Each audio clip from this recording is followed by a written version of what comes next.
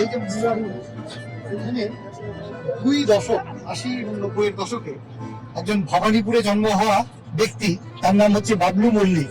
তিনি এখানে হাতের আঙুল দিয়ে বা হাতের পাতা দিয়ে বিভিন্ন ধরনের ম্যাজিক দেখাতেন, যেটাকে বলা হয় শ্যাডো থিয়েটার।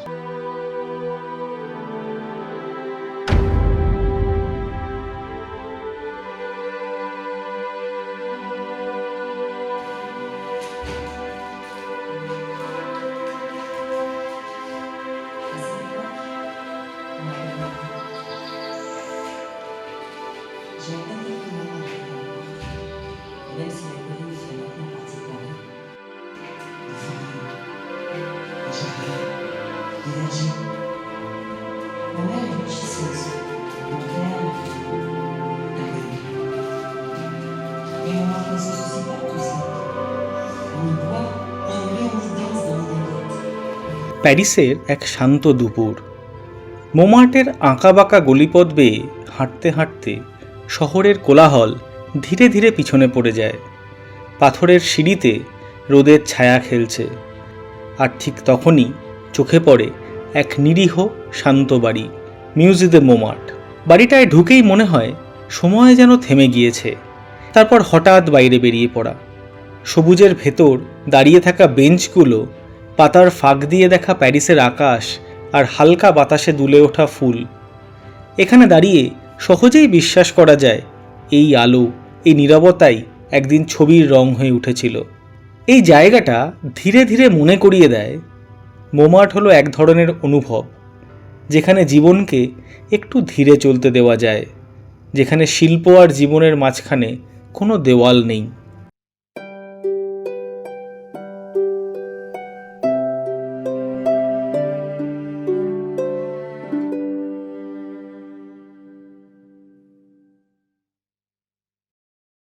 বন্ধুরা, আমরা এখন এসেছি মিউজে দে মোমার্ট। মোমার্টের ইতিহাসের একটা বিরাট অংশ এখানে আছে, এবং মোমার্টের যে সেই আঙুর ক্ষেত যেখান থেকে এখনও ওয়াইন তৈরি হয় সেটাও আমরা দেখাবো, ইতিহাসের বিভিন্ন পরত দেখাবো এবং বিখ্যাত সব আর্টিস্ট। এর অ্যাড্রেসটা বলে দিই, 12 নম্বর রু কোরো। এখানে জাম্পিয়ার রেনোয়া থেকে শুরু করে সুজান ভালাদেন থেকে শুরু করে মরিস উথ্রিও সকলেই এখানে ছিলেন। আসুন দেখা যাক।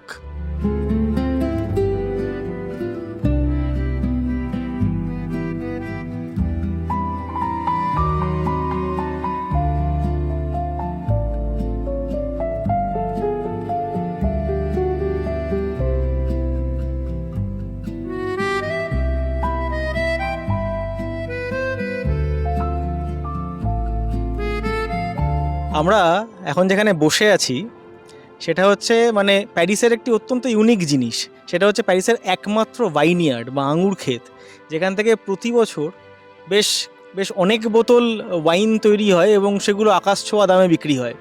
তো এই ভাইনইয়ার্ডটার নাম হচ্ছে ভাঁ দে ক্লো, এবং এইটা রয়েছে, এটা হচ্ছে মিউজে দে মোমার্ট বা মোমার্ট মিউজিয়ামের একটা সাইট প্রপার্টি বলা যেতে পারে, একদম গায়ে লাগানো। আমরা মিউজে দে মোমার্টে ঢুকেই ভাইনইয়ার্ডের নৈসর্গিক দৃশ্য উপভোগ করছি। প্রচুর রোদ এবং আঙুরগুলো এবার ফলনের দিকে, তো সব ঢাকা দেখতেই পাচ্ছেন যে সাদা নেট দিয়ে ঢাকা, যাতে পোকা নষ্ট করতে না পারে। তো দেবাশিস দা, পার্থদা, তোমাদের অভিজ্ঞতায় তোমরা এই আঙুর ক্ষেত নিয়ে কি বলবে? মানে আমরা তো সবাই ওয়াইন লাভার্স। আমি শুধু এটুকুই বলবো যে অনেকবারই যখনই মোমার্টে এসছি, বিশেষ করে যে প্লাস দো ক্লিশি বা পেছন দিক দিয়ে, তো তখন এসে দেখতাম যে ছোট ছোট গাছ, কিন্তু তখন তো আর বুঝতাম না যে এটার পেছনে এতগুলো ইতিহাস রয়েছে। তা আজকে আমি এদের সঙ্গে এসে মিউজিয়ামটাও দেখছি ভালো করে আবার স্টুডেন্ট লাইফের পরে।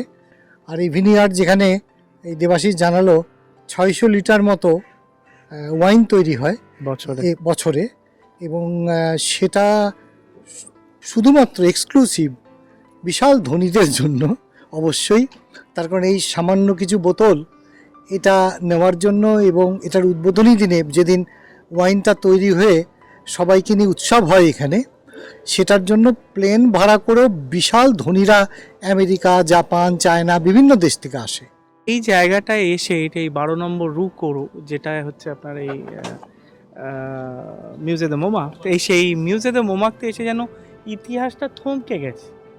চারদিকে দেখলে যেন মনে হয় যে 1860-এর আগে, যে সময় মোমাক্তের এই এরিয়াটা প্যারিসের বাইরে ছিল এবং 1860-এ যখন কমনের ভেতর ঢুকিয়ে 18 নম্বর অ্যারোন্ডিসমেন্ট করলো, কিন্তু তার আগে যে সেই গ্রাম্য পরিবেশ, সেই যে একটা আটকে গেছে। সেটা হয়তো মানে এটা যেন ইতিহাসের একটা জলজান্ত চলমান ছবি, যেখানে একদিকে এই আঙুর ক্ষেত এবং একদিকে উইন্ডমিল, সেই লা মুলেন দে লা গ্যালেতের সেই উইন্ডমিল, আর একদিকে এই শিল্পীদের বাড়ি। এইখানে যেন একটা মানে মনেই হবে না আপনি প্যারিসে আছেন। এবং মানে এমনভাবে চারদিকে গাছপালা, এমন পরিবেশ, এখানে যে মানে শিল্পের অতটা কদর করে না, সেও এখানে মনে হয় তার মনটা শৈল্পিক হয়ে যাবে। এই যে মিউজিয়াম মোমার্ট, এখানে এর অনেকগুলো পার্ট। ঢোকার আগে আপনাদেরকে একটুখানি বলে রাখি, সেটা হচ্ছে মূলত প্যারিসের ইতিহাস, বা ভালো আরও স্পেসিফিক্যালি বলতে গেলে মোমার্টের ইতিহাস। মোমার্ট কিভাবে একটি নোংরা খুব সস্তার জায়গা থেকে আজকের এরকম এতটা দামি জায়গায় তার রূপান্তর হয়েছে, সেই ইতিহাস ছবি দিয়ে এবং ভিডিও দিয়ে সাজানো, হাতে আঁকা এবং ফটোগ্রাফস। তাছাড়া এই বাড়িটি, যেটি আজকে মিউজিয়ামে পরিণত, তাতে বহু বিখ্যাত চিত্রকর থেকে গিয়েছেন। এটা একসময় অগস্তে রেনোয়ার বাড়ি ছিল, বিখ্যাত ইমপ্রেশনিস্ট অগস্তে রেনোয়া। এছাড়া সুজান ভ্যালাডান, তারপরে মরিস উথ্রিও, এরকম বহু বিখ্যাত পেন্টাররা এখানে থেকে গেছেন। তাদের স্টুডিওগুলো এখনও সংরক্ষিত আছে, সেগুলোও আমরা চেষ্টা করব আপনাদেরকে দেখাবার।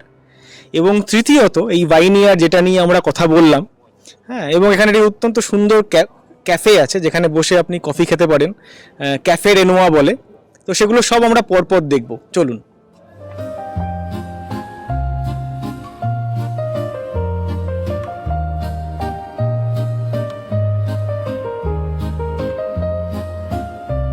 এখানে শিল্প শুধু প্রদর্শনী নয়, এখানে শিল্প ছিল দৈনন্দিন জীবনের ভাষা। ঘর থেকে ঘরে হাঁটতে হাঁটতে বোঝা যায় এই জাদুঘরের সৌন্দর্য তার নীরবতায়। বড় বড় নামের ভার নেই, আছে মানুষের ছোঁয়া।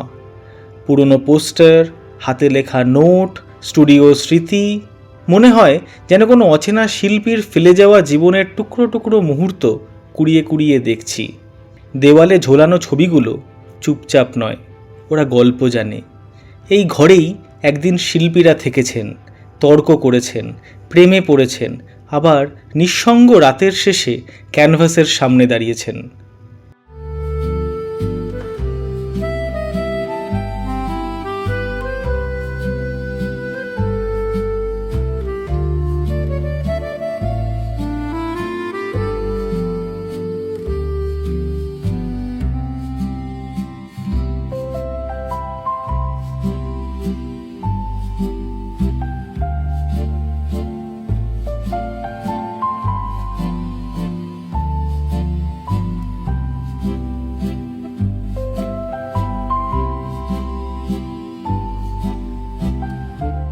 বন্ধুরা, আমরা এখন যেখানটায় আছি, এখানটায় একটা, আপনারা দেখতে পাচ্ছেন চারদিকে লিথোগ্রাফ এবং বিভিন্ন রকম বেড়াল এবং শেয়াল দেখা যাচ্ছে।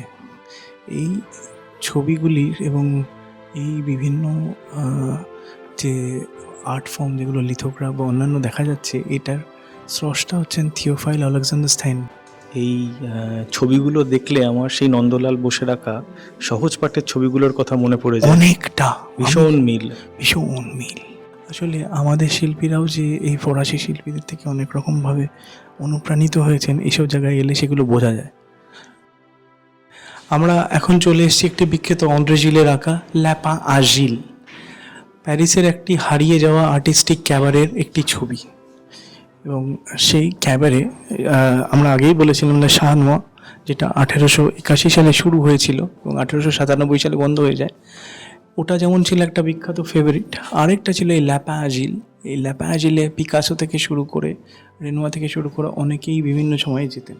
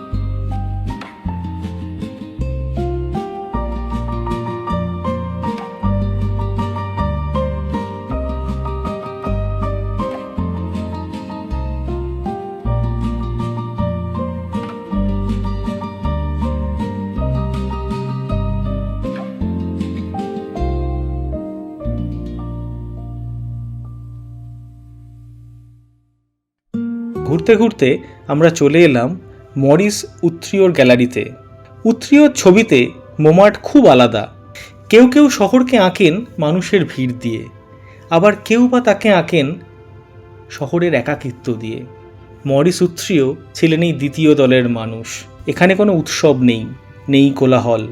রাস্তার ধারের বাড়িগুলো যেন নিজের মধ্যেই ডুবে থাকে। জানলাগুলো বন্ধ, দরজাগুলো নীরব, তবু ছবিগুলো কথা বলে। কারণ তিনি রং দিয়ে ছবি আঁকেননি, তিনি এঁকেছেন একাকিত্ব। ইমপ্রেশনিজমের কথা বললে যে ফরাসি শিল্পীর কথা না বললেই নয়, তিনি হলেন অগস্তে রেনোয়া।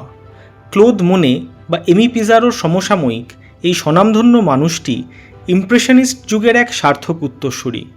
তবে সবচেয়ে আলোচ্য হলেন তারই বিখ্যাত কিছু ছবির মডেল সুজান ভ্যালাদঁ।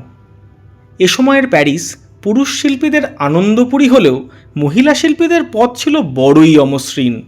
এমনকি অনেক সময় তাদের পুরুষ শিল্পীদের মতো সেজে ছবি আঁকতে বাধ্য করা হতো। অগত্যা 1879 সালে মাত্র 14 বছর বয়সে তিনি সার্কাসকে বেছে নিলেন জীবিকা হিসেবে। ট্র্যাপিজের খেলা দেখিয়ে যখন কিছুটা নাম করেছেন, তখনই একদিন খেলা চলাকালীন ঘটল মারাত্মক দুর্ঘটনা। ট্র্যাপিজ থেকে পড়ে মারাত্মকভাবে আহত হয়ে শয্যাশায়ী হয়ে পড়লেন। প্রাণে বেঁচে গেলেও বলাই বাহুল্য সার্কাস ছাড়তে হলো তাকে। অগত্যা কিছুদিনের দরিদ্র দশা। ঠিক করলেন চিত্রকরদের কাছে মডেল হিসেবে কাজ করবেন, ক্যানভাসে ফোটাবেন তার অঙ্গবিন্যাস। পরিচয় গোপন রাখার জন্য নাম নিলেন মারিয়া। তার সমান্তরাল সৌন্দর্য এবং সুতীক্ষ্ণ নীল চোখ অচিরেই তাকে মডেল হিসেবে প্রখ্যাত করে তুলল। তার সূত্রেই আলাপ হলো বিখ্যাত শিল্পী অগস্তে রেনোয়ার সাথে, এবং বলাই বাহুল্য দেখা মাত্রই রেনোয়া লুফে নিলেন তাকে। ফলস্বরূপ 1883 সালে সৃষ্টি হলো ডন্স সিরিজের ছবিগুলি বা ডান্স সিরিজের ছবিগুলি। সুজানের অবয়ব ফুটে উঠল লা ডন্স আ বুগি ভ্যাল বা ডন্স আ লা ভিল বলে পৃথিবী বিখ্যাত ছবিগুলিতে। এ সময় রেনোয়া ও সুজানের সমীকরণ এতটাই গভীর ছিল যে রেনোয়ার তৎকালীন সঙ্গিনী আলিনে গুজব শুনে ঈর্ষাবশত বেশ কিছু ছবি থেকে সুজানের মুখ ছিঁড়ে ফেলেন। বয়সের সাথে খানিকটা শ্রান্ত হয়ে বা সদা চর্চার তুঙ্গে থাকার ক্লান্তিতে তিনি ঠিক করলেন পেশা বদলাবেন এবং বেছে নিলেন ছেলেবেলার প্রিয় রংতুলি ক্যানভাসকে এবং অতি অবশ্যই মাতৃপ্রদত্ত নামটিকে। দীর্ঘদিন ধরে শিল্পীদের সংস্পর্শে থেকে তিনি তদ্দিনে আঁকার ব্যাকরণ বুঝে ফেলেছেন, তাই নতুন করে ছাত্রাবস্থার প্রয়োজন হলো না।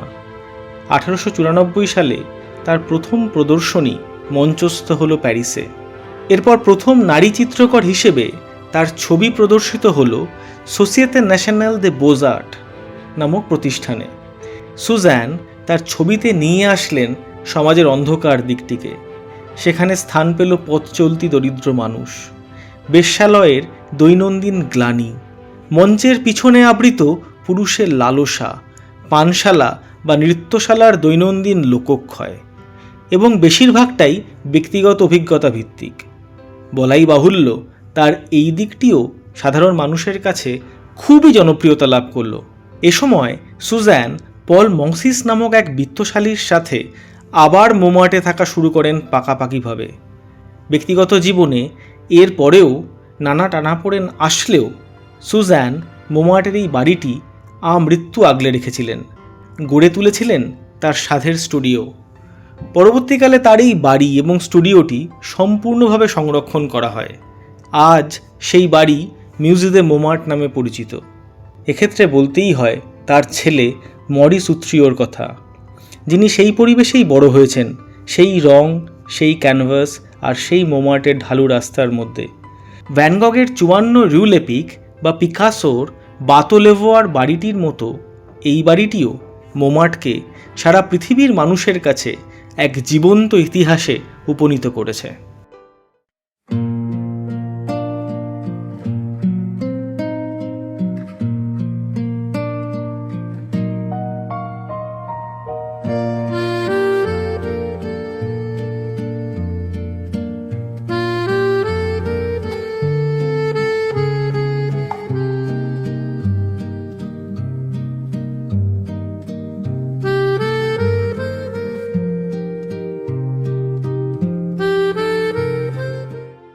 মোমার্ট জাদুঘরের ভেতর হাঁটতে হাঁটতে একটি ঘরের সামনে এসে পা যেন আপনিই থেমে যায়, কিন্তু দরজাটা পেরোতেই বোঝা যায় এটা কোনো সাধারণ ঘর নয়, এটা সুজান ভ্যালানো স্টুডিও। এই ঘরটায় ঢুকলে প্রথমেই যে অনুভূতিটা হয় সেটা হলো এখানে জীবন খুব কাছ থেকে দেখা হয়েছে। দেওয়ালের রং, জানলার আলো, ঘরের নীরবতা সব মিলিয়ে মনে হয় এই জায়গায় শিল্প আর বাস্তবের মধ্যে কোনো দূরত্ব ছিল না। সুজান ভ্যালানো এখানে বসে মানুষকে যেমন ছিল ঠিক তেমন করেই এঁকেছেন। জানলার পাশে দাঁড়ালে মনে হয় তিনি হয়তো এখানেই দাঁড়িয়ে আলো দেখতেন। বাইরে মোমার্তের ঢালু রাস্তা, ভিতরে ক্যানভাস, আর মাঝখানে এক দৃঢ় মন। তিনি কারো অনুকরণ করেননি, কারো অনুমতির অপেক্ষাও করেননি। এই স্টুডিওটি যেন তার সেই ব্যক্তি স্বাধীনতার সাক্ষী। ঘরটা খুব যে বড় তা নয়, কিন্তু ভারী, শিল্পের ভারে। কারণ এখানে শুধু ছবি আঁকা হয়নি, এখানে নিজের অবস্থান তৈরি করা হয়েছে। একজন মডেল থেকে শিল্পী হয়ে ওঠার পথটা, সমাজের চোখে চোখ রেখে কাজ করে যাওয়ার সাহসটা, সব যেন এই চার দেওয়ালের মধ্যে লুকিয়ে আছে।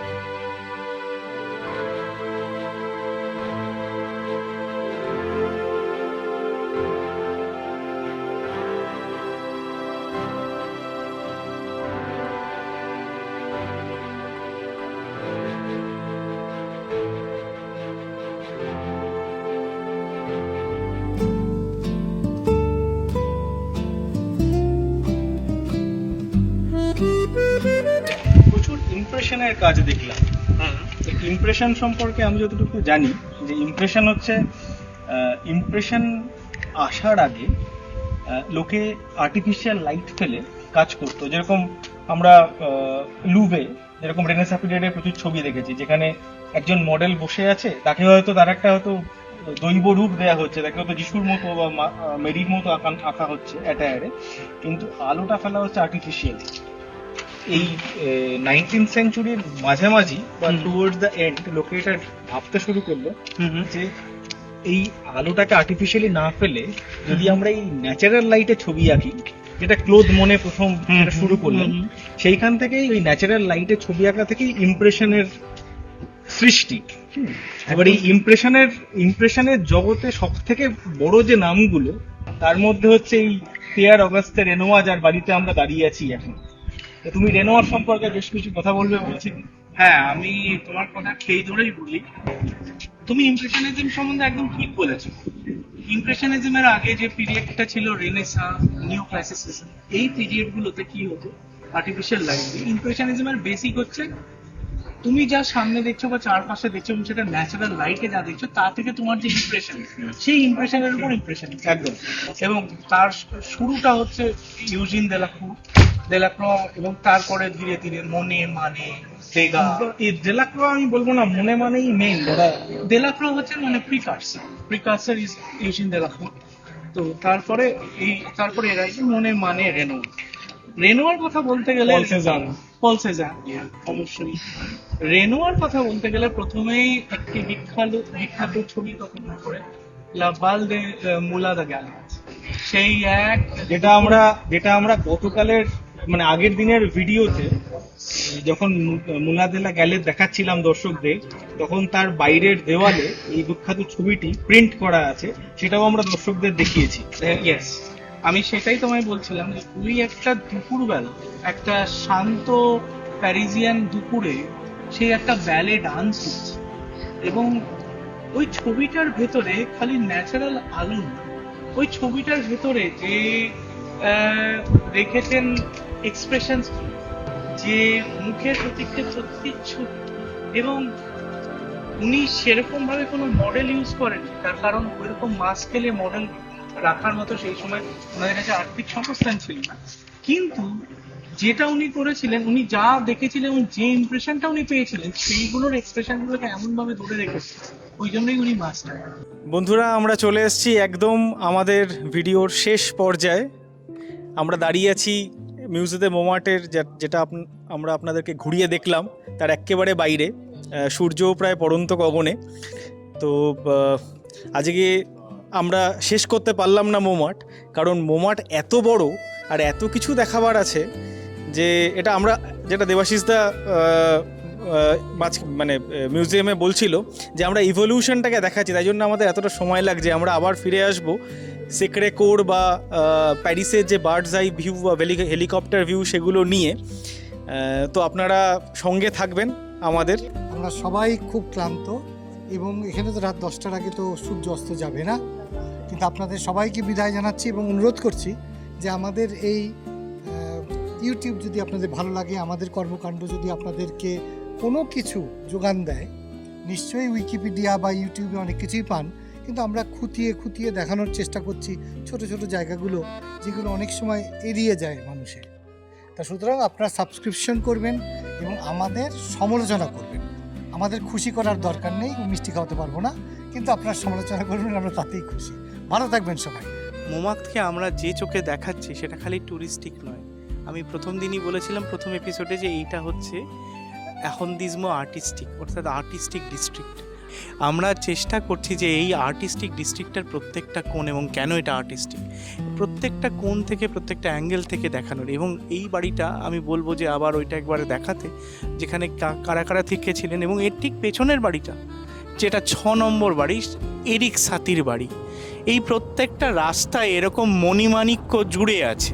তো যাই হোক, এইরকম মণিমুক্ত খুঁজে নিতে হলে আমাদের চ্যানেলটি দেখতে হবে। পার্থদা এবং অভিজ্ঞানের রেস ধরে বলি, আপনারা আমাদের পাশে থাকুন। আমাদের চ্যানেলটা ভালো লাগলে লাইক করুন, সাবস্ক্রাইব করুন, কমেন্ট করুন, এবং অবশ্যই খারাপ লাগলে ডিসলাইক করুন। ধন্যবাদ। Thank you. Thank you.